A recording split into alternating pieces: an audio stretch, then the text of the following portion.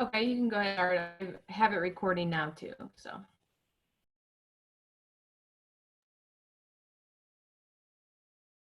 All right, well, we'll go ahead and get started here. Thank you guys so much for joining in, and we look forward to talking to you all about our virtual 4-H exchange program. So Sarah, you want to start? So what do you do when you have a global pandemic, schools are closed, and stay-at-home orders are taking place all over the country? So how do you still conduct your 4-H programming? Well, it's simple. You take a trip.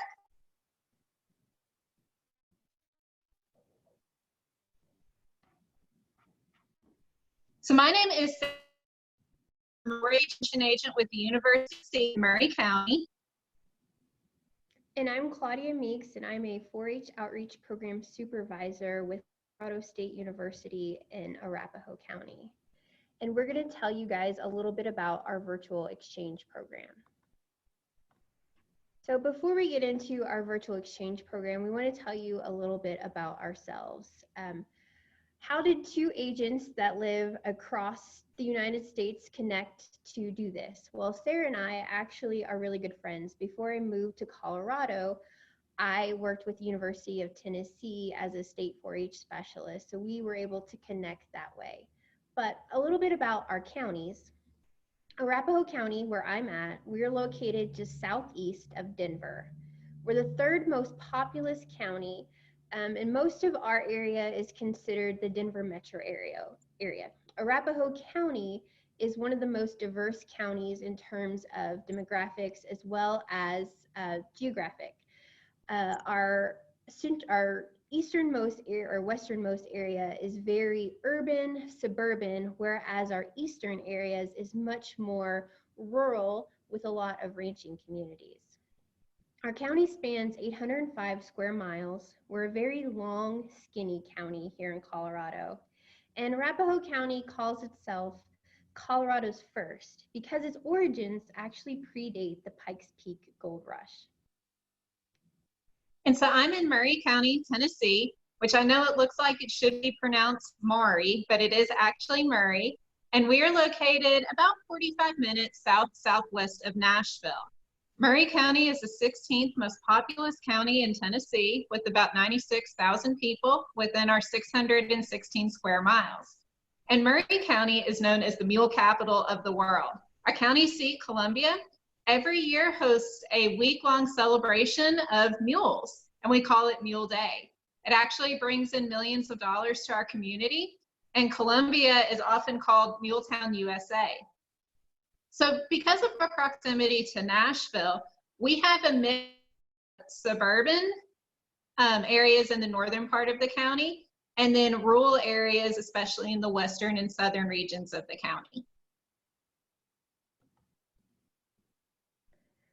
As I said, Sarah and I are friends, and the idea for our virtual exchange program really came from a late night conversation that we were having. Here in Colorado, we had just gone to a shelter in place. So many of our schools had already extended their spring breaks and then started to cancel after that. So we were trying to think of ways that we could engage our 4-H members. We had seen a number of 4-H staff across both states that were putting out videos that were so excellent, but we felt they were geared more towards our younger 4-H members. So we were trying to think of a way to engage our 4-H teens.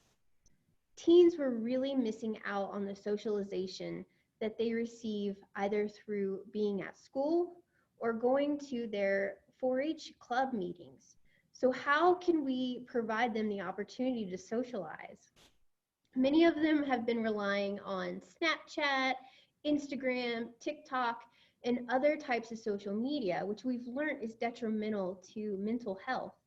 So how can we create a positive way for these kids to engage socially? That's where a virtual exchange came into play. The virtual exchange program provides the opportunity for youth to try something new, to meet new people, learn about another culture or community, and see places they have never seen before. I think the best piece about the virtual exchange program is it comes at no cost and no travel is required. A lot of times counties are not able to participate in a traditional interstate 4-H exchange program because of the burden of the cost.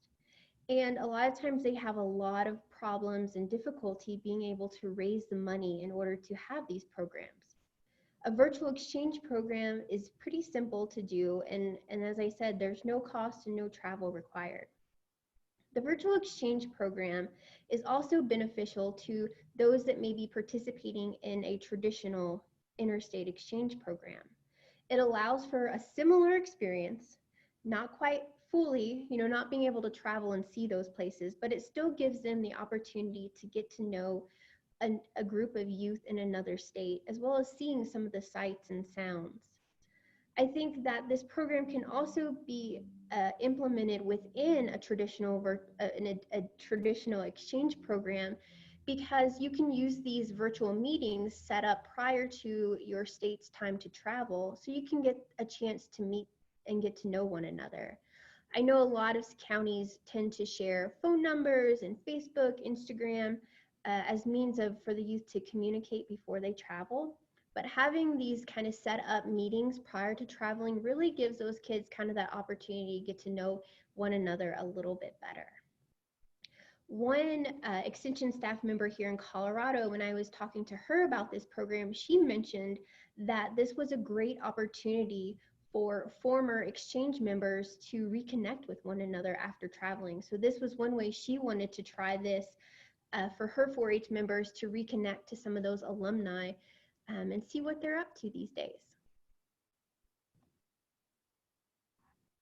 So when we decided that we were going to try this exchange program, we reached out to the 2 leaderships within each of our county programs just to see if this was something they would be interested in. Many of them said that they would be interested, and so we set up our first meeting using Zoom. Our first meeting really consisted of just introductions, some get to know you questions. We asked them to state their name, their grade, their project area, and then we posed an icebreaker question. And that question was for the youth to describe their favorite county, regional, district, state, or national 4-H event. And this actually turned into a great question because the teens were then able to see the similarities in the 2 programs and how different the 2 programs are on a state level. And at the first meeting, we also led a discussion, we being the staff, on kind of what we wanted these meetings to look like, how we were going to structure them, and what our goals were. We asked for the teens to volunteer to create presentations on their 4-H experience. Now, their 4-H experience, that is a very vague topic, and we left it vague for a reason. We wanted the teens to have ownership of this, so that experience could have been farm tours. It could be showcasing their project work, talking about their portfolios, or just their 4-H journey in general. So when we started this, we initially planned to have 4 meetings held over a 2-week period. And when we ended this 2 weeks, we surveyed the teens, and all of them wanted this program to continue. But we thought that it would be better to move the meetings to once a week instead of twice a week, because we were worried that the teens would get burnt out. Now, at this point, we didn't know that schools would be out the rest of the year and kind of how the situation was going to evolve. But we have continued to maintain our once-a-week meetings. So what do our trips look like? So the 2 pictures on the slide, these are slides that the teens created themselves during their 4-H experience discussions. So we actually keep our meetings extremely informal. We only set 1 or 2 objectives per meeting, because we realized pretty soon that the youth are really stressed out about their school situations. Many of them are having extended screen time, trying to keep up with school that is now shifted to an online format. So we did not want to pile on a bunch of objectives in these meetings, because we didn't want this to feel like school to the teens. We try to keep our meetings around 1 hour. Sometimes, they might go a little bit over if we have a lot of discussion about a topic. but we really try to keep it extremely conversational. And this helps the teams relax and start to engage and talk with each other. As I mentioned earlier, we do a variety of icebreakers and activities at each meeting, because if the teams don't start talking to each other, these trips aren't really going to work, because engagement is so important with the teams. And then we have 2 teams from each county present about their 4-H experience, as I mentioned earlier. Now, from this, we get a wide array of questions and discussion. We've had tangents about pasture requirements. We've talked about all kinds of different contests and how they're similar, how they're different events. And then some of the teams have actually communicated outside of these meetings about their project work.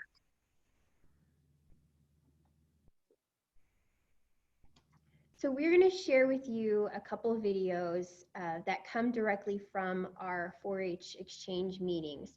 So in this first video, we have two 4-H members who are going to talk about their projects. We have one young lady that's talking about embryology as part of her poultry project, and then another young lady that will be talking about her clothing and textiles project, which is actually a showcase from her 4-H portfolio that we'll talk about after this.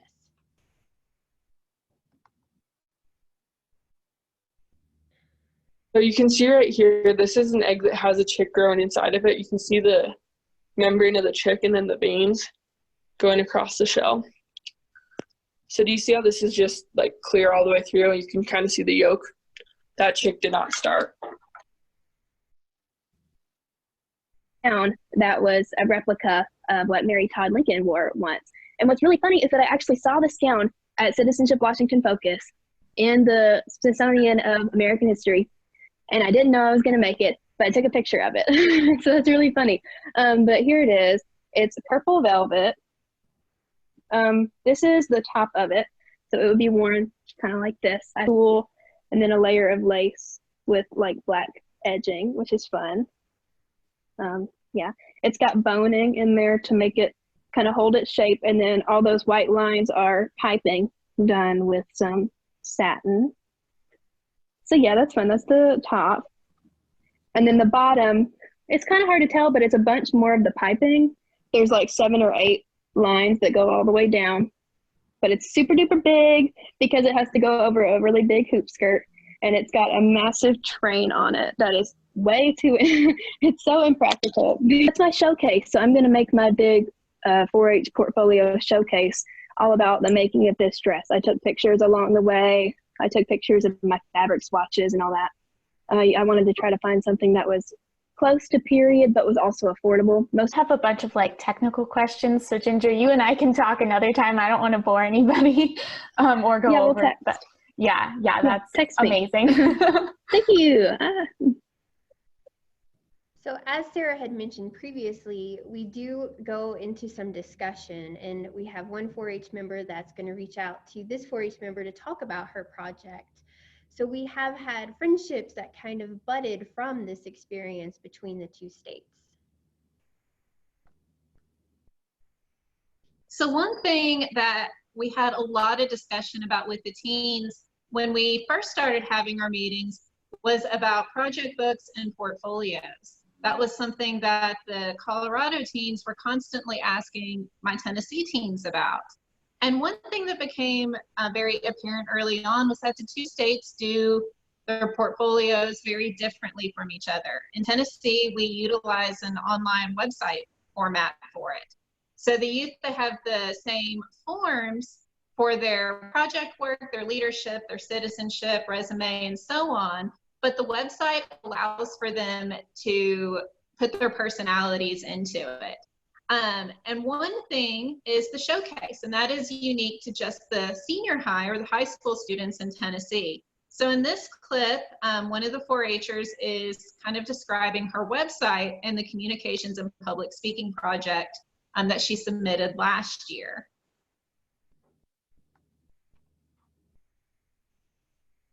This year, the most important thing that I did in my project, this was from 2019, it was being Mule Day Queen. So I know we've talked a lot about Mule Day. And so you just try to do a visual representation of it in the most comprehensive way that you can, and you have to keep it under a certain page count and things like that. And so that was a really, really fun part of it, because that's super customizable. We'll go with that word. Yeah, and it's just really fun. Here is my current portfolio. I don't have any of these other things ready to show y'all, but when I get my forms ready, they'll be in those little buttons that I made. I thought that was really cute. I'm clothing and textiles this year, and so that kind of goes with it.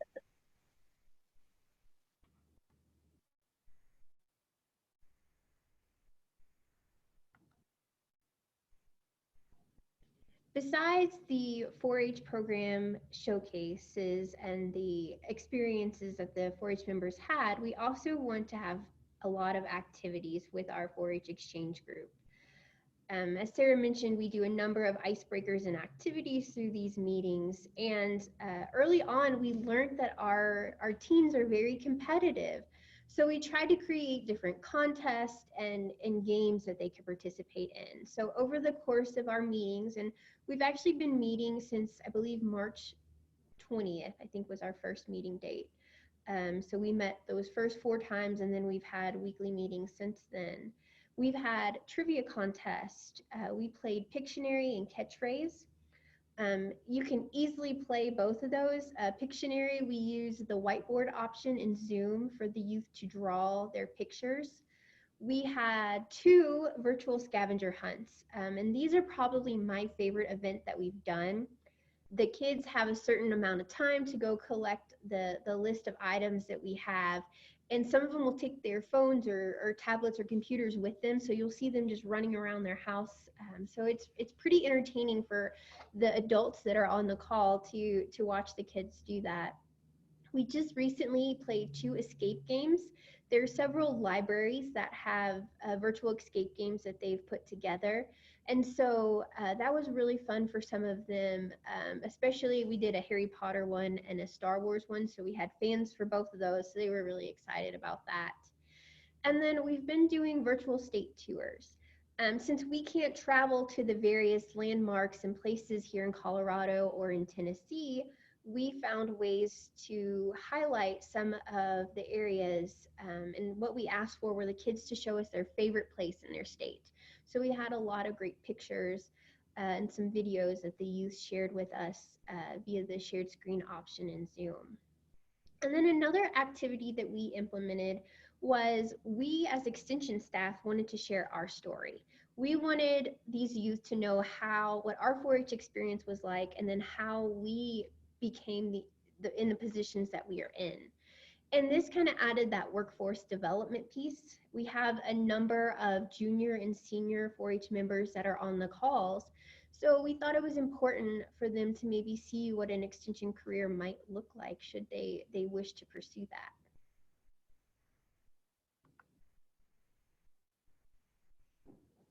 So as I mentioned earlier, after our first 4 meetings, we did survey our teams to see if they wanted to continue the program. We've also been sending them periodic surveys throughout. And so these are some of the various statements that the teams themselves have made about the program. But one thing we have seen across the board is that the youth have enjoyed learning about the different states. They've enjoyed learning about the differences, learning about how similar things are. And one of the teams said that she in particular enjoyed learning about the leadership structures and how they differ between the 2 states. This has also provided the teams with that high need to socialize. As we all know, the world is a totally different place than it was a few months ago.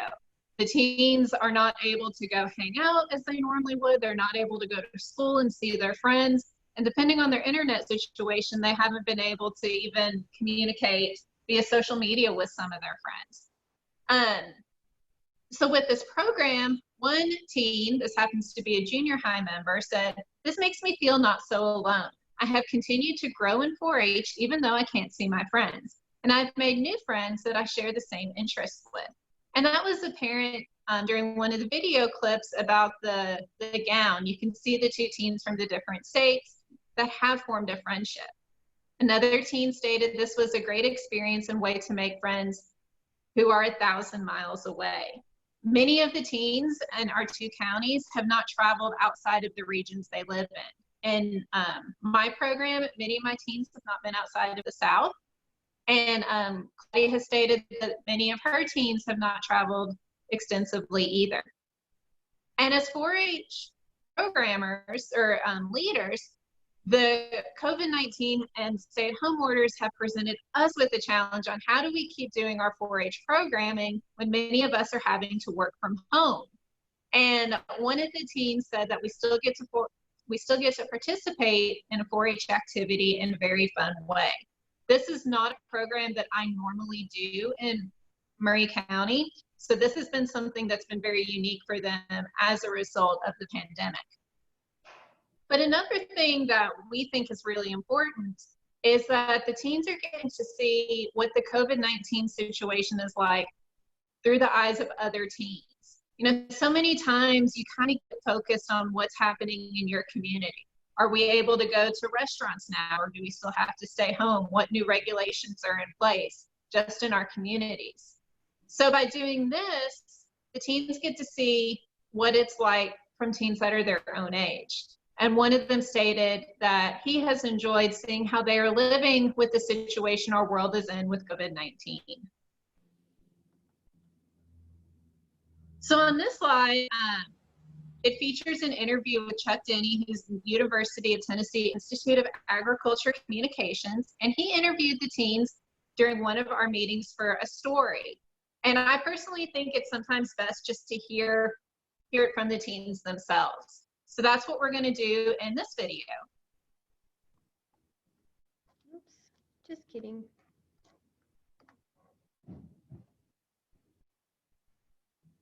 Talk about, for you, what it's like to meet these guys in Colorado and learn about what they do and learn some of the similarities and differences. What's this like for you? Fun, because normally we'd just be in a room with people from here in Tennessee, but this way you get to engage with more people while still being part of 4-H. And then even though we're quarantined, it gives you another thing to be able to do. Interesting to see the differences and the similarities both. Listening to the Iffy Potluck presentations and junior leaders, we see how much different it is across the world, and to also hear that there's quite a few differences in the United States between different states. It's interesting to see, you know, how much different it really is, and like every state has a different approach to these things. It's just I thought it would be pretty much the same across the United States, but it's not. It's intriguing.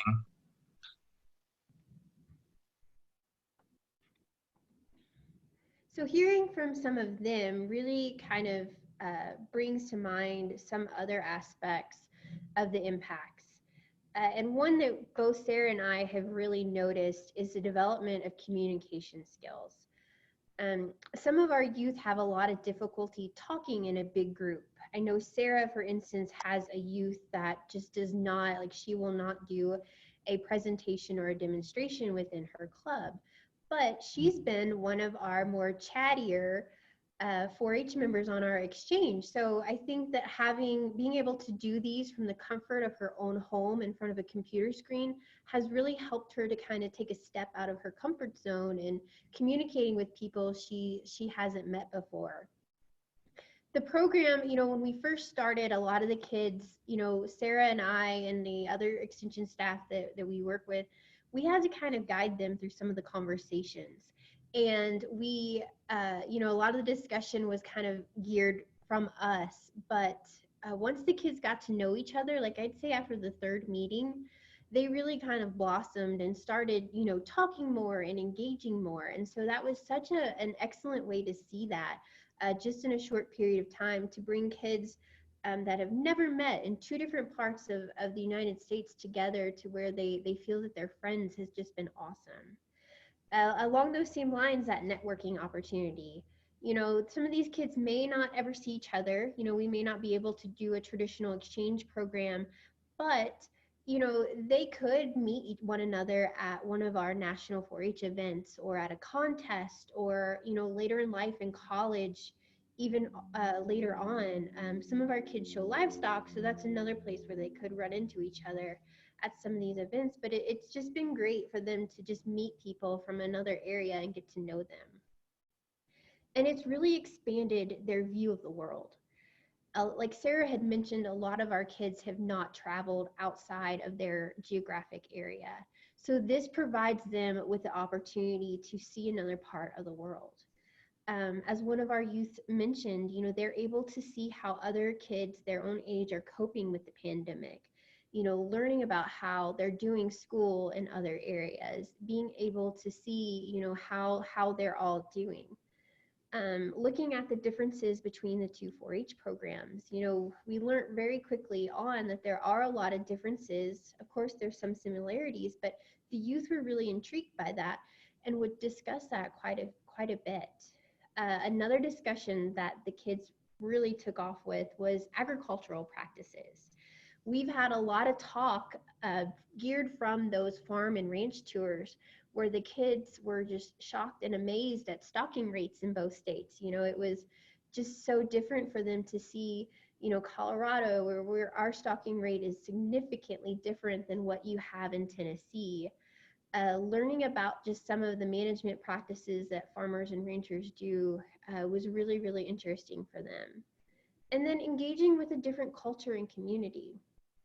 You know, here in Colorado, we have several professional teams, so college sports aren't as important as they are like it is in Tennessee. And that was a huge topic of discussion. We were talking about SEC football in comparison to what we see here in Colorado, because we have a lot more professional teams and athletics going on. So that was kind of a fun little tidbit that the kids got into.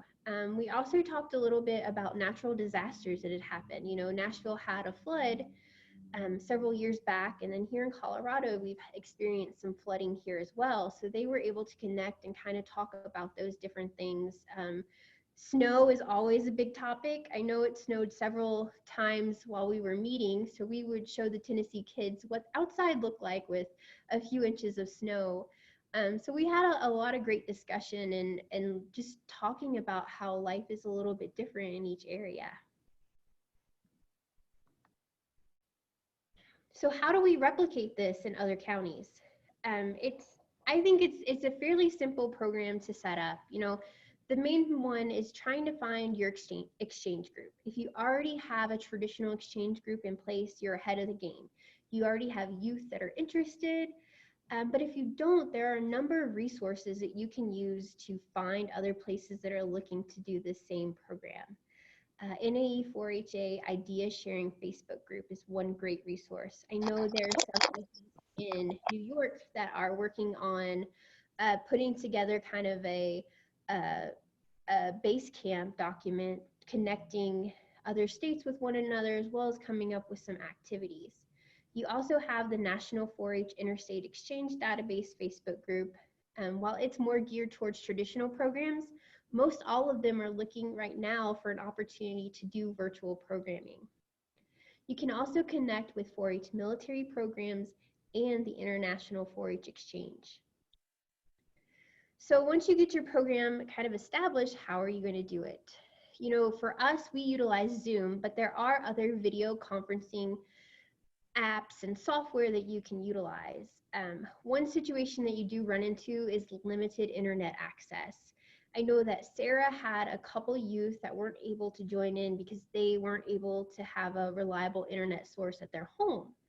You know, in a non-shelter-in-place state, you might be able to have meetings at your extension office or at your local libraries, and that would allow for those kids to connect with the youth still in that atmosphere, but you know, doing it at a place where they have that internet capabilities. When planning your meetings, you definitely want to be mindful of time zones. Sarah and I are just one time zone apart, So it made it a little bit easier. But if you're on the East Coast and looking to do an exchange with somebody on the West Coast or someone that's in Alaska or Hawaii, you want to make sure that you plan your meetings at an appropriate time where everyone can meet. When we first started, our first meeting we held early in the early afternoon, and we noticed that some of our youth weren't able to attend because a lot of them were still working. So we decided to move our time to early evening, and that really actually increased the number of youth that were participating. Another important piece of this is having your extension staff or volunteers really develop a comfort when working with one another. As I said, Sarah and I were really good friends prior to this, so we kind of had a really good working relationship. But when we brought in, my two coworkers here in Arapahoe County and Sarah's coworker in Murray County, and we all built a really strong rapport very, very quickly. We were able to talk with one another, to communicate in planning some of the activities. And all of us were on every single one of our meetings. And I think that having a good working relationship and being comfortable with one another is really important, and allowing the kids to feel comfortable with the other group. Sarah and I are able to cut up a little bit, and I think the kids can kind of feed off of that and feel more comfortable, with this new group of teens that they're meeting with. So what to do on your trips? As we said, having some type of engaging activity or game is going to be really important. Our kids already have a ton of screen time if they're in virtual classrooms or, cruising the internet or on social media apps. So trying to find ways to engage them is going to be critical.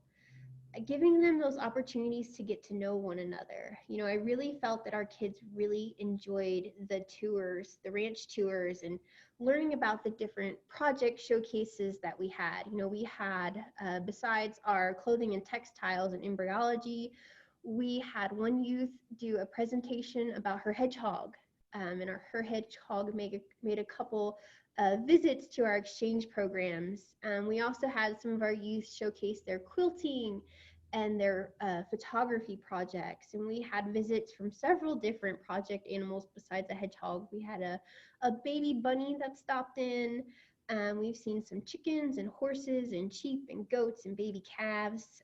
So it's been a very fun opportunity. And then along those same lines with those tours is doing virtual tours. We weren't able to take a trip to Rocky Mountain National Park. We weren't able to go to Nashville to the Ryman. So we utilized some of those virtual trips that were online. The kids brought some of their pictures of their favorite places in the state, and we showcased those, and they talked a little bit about why they liked that place and some of the beauty of each state. And then we also did a Google Earth tour of Rocky Mountain National Park and the Great Smoky Mountains, just to do a comparison of the two main national parks in the states. And I think another important piece is allowing the youth to take some type of ownership of this program, letting them be leaders in planning the activities.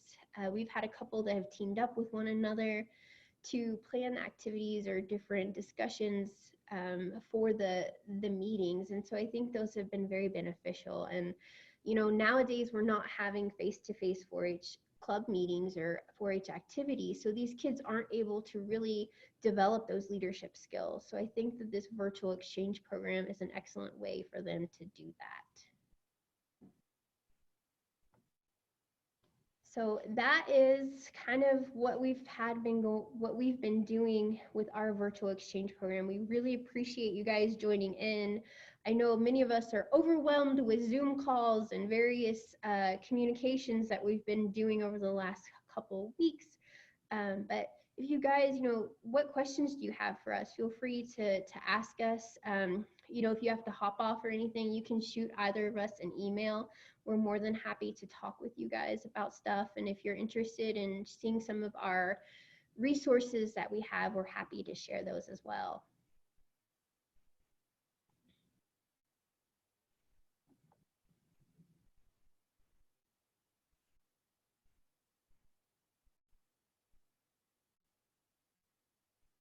Yes, if you guys want to just shoot an email to me, I can send you guys the copy of the virtual scavenger hunt. And I'll put my Actually, email. Claudia, once we have the recording, if you want to email any attachments or your PowerPoint to JJ as well, he can upload that in the archives section too. Perfect. Yeah, I will do that. That's wonderful.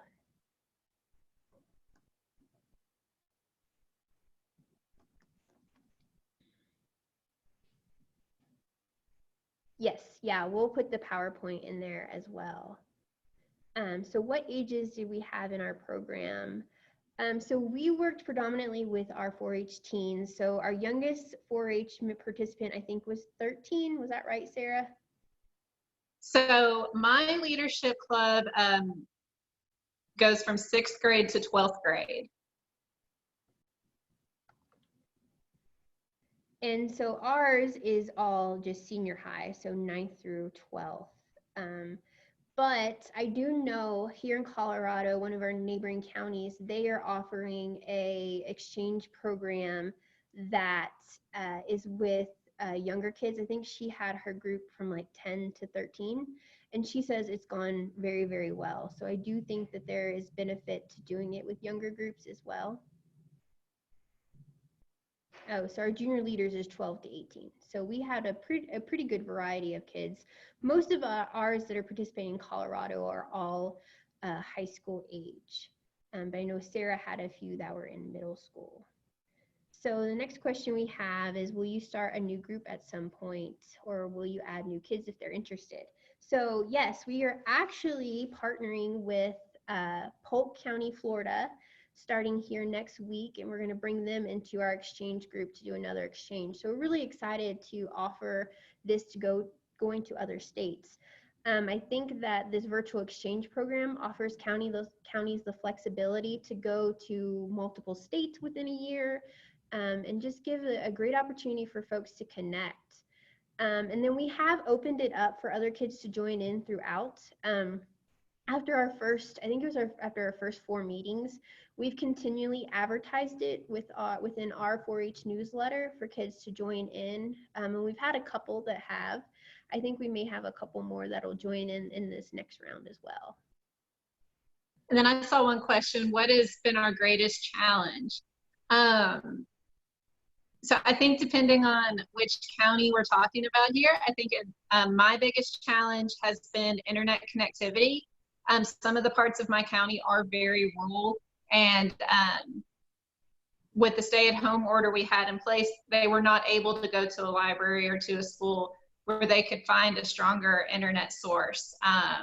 One family I know really wanted to do it, but the hotspot that they have wasn't strong enough to support a video conference. So I think for me, it's been the internet connectivity that has been the biggest challenge, and some of my kids have not been able to participate as a result. And I think that internet connectivity is still an issue here as well, but a lot of times it's timing. A lot of them, especially our older teens, have part-time jobs or are doing other activities, so it makes it a little bit more difficult to find that time for them to meet. I know in that first meeting we didn't have a whole lot of kids from Colorado that were able to participate, but when we moved it to the 5 o'clock Mountain Time slot, we had a lot more. So another question we had was about the interview, and then if we did any type of survey, pre or post test, and how we're measuring the program. So we both did a online survey to our kids for them to fill out, and we wanted to know, what were they enjoying, what didn't they like.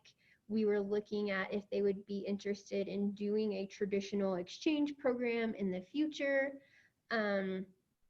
We asked them, did they feel that they were able to get socialization through here?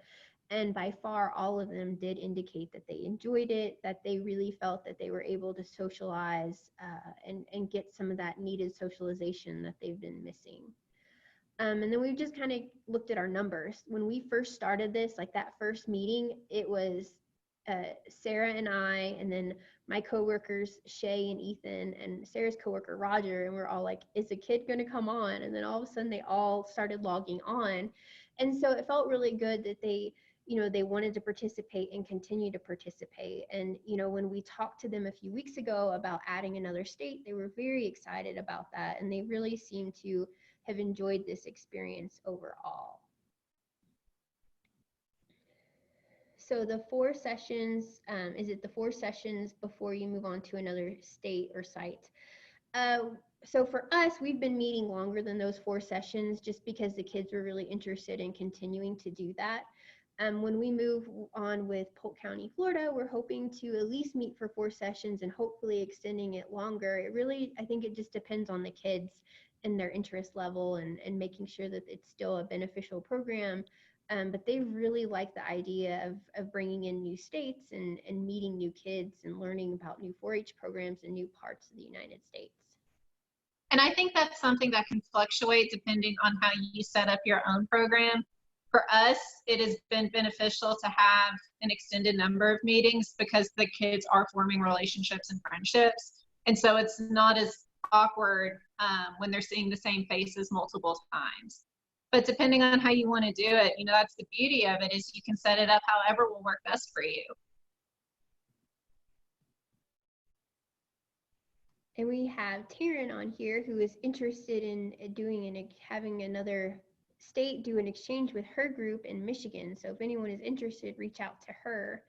Like I said, if you go to, I know NAE Idea Share, their Facebook group has a couple discussions going on about the virtual exchange program, and then the Interstate 4-H Exchange database on Facebook is also another great place to find other people to connect with. But like I said, it's a super beneficial program, and to me, it's relatively easy to set up. It does take a little bit of time on your part to plan out the meetings, to promote it and engage with the kids.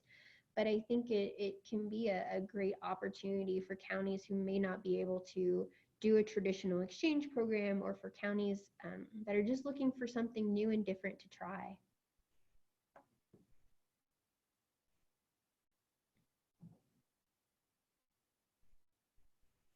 But if you guys have any, questions, feel free to reach out to Sarah and I. We've talked to a number of folks about this. We're happy to schedule like a personal Zoom meeting with you to go over further information, but we definitely think it's an option. We have one question here about utilizing a private Facebook group for non-scheduled or indirect sharing in addition to your direct interaction. Is that for the youth or for this program, or just the virtual exchange overall? For youth, we've not done that, but I do think that's an opportunity that you could create a private exchange group on Facebook, or in Dropbox or other Google Hangouts or other types of platforms that you could create that's just private for those kids to communicate. We've not done that. But I do think that is a great opportunity, especially if they want to share stuff about their project. Like our 2 youth that were talking about the dress, that would be an opportunity for them to share pictures or share different techniques on how to do their sewing.